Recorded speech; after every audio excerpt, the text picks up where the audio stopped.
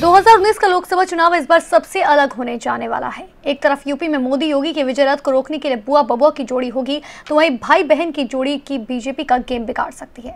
सियासी जानकार तो ये भी मान रहे हैं कि इस बार अखिलेश यादव का भी कड़ा इम्तिहान होने वाला है। देखिए।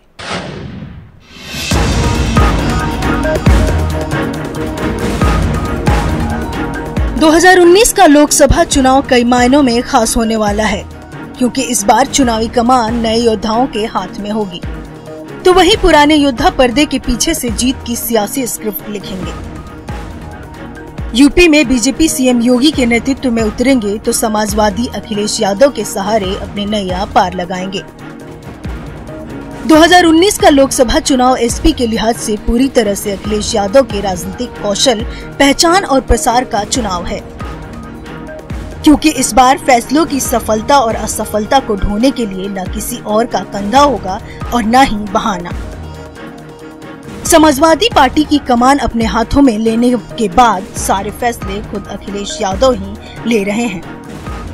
यहाँ तक कि मायावती से गठबंधन का भी फैसला कहीं न कहीं उनका अपना ही था। हालांकि समाजवादी बबुआ हर मंच पर ये कहने से नहीं कतराते हैं कि इस बार देश को नया प्रधानमंत्री मिलेगा। समाजवादी पार्टी बहुजन समाज पार्टी का गठबंधन है, जो सीटें तय हो चुकी हैं उसी हिसाब से चुनाव आगे आने वाले समय में लड़ा जाएगा।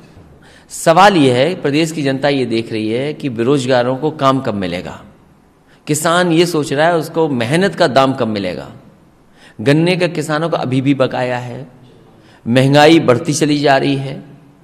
जो सवाल उठे थे पहले चुनाव में लोकसभा के समय पर, काला धन कैसे आएगा। 2019 अखिलेश यादव की सियासी समझ और भविष्य का सबसे बड़ा इम्तिहान साबित होने वाला है।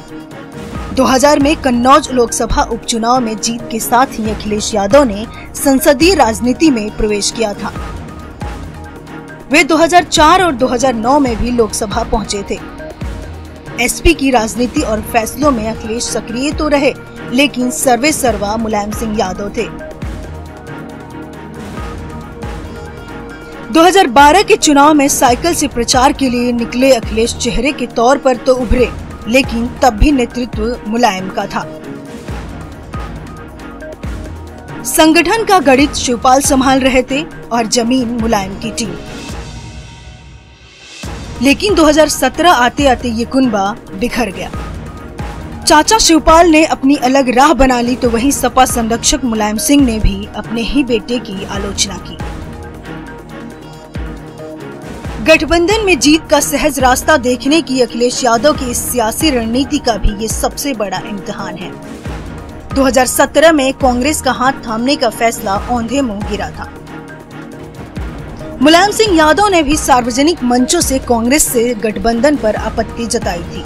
लोकसभा उपचुनाव में बीएसपी के साथ आंशिक गठबंधन की पूर्ण सफलता के बाद महागठबंधन का फैसला भी अब कसौटी पर कसा जाना है।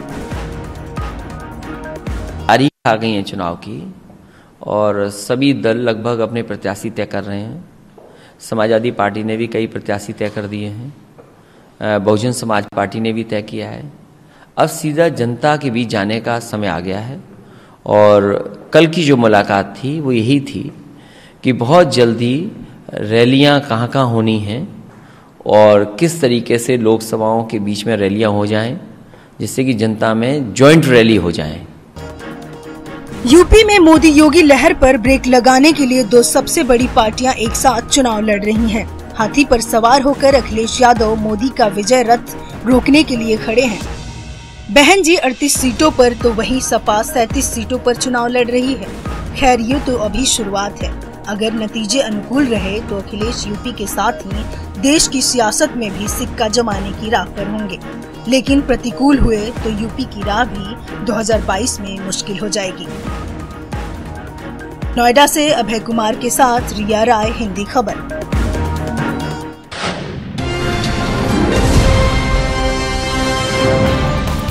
घंटी का बटन दबाइए और हिंदी खबर से जुड़ जाइए।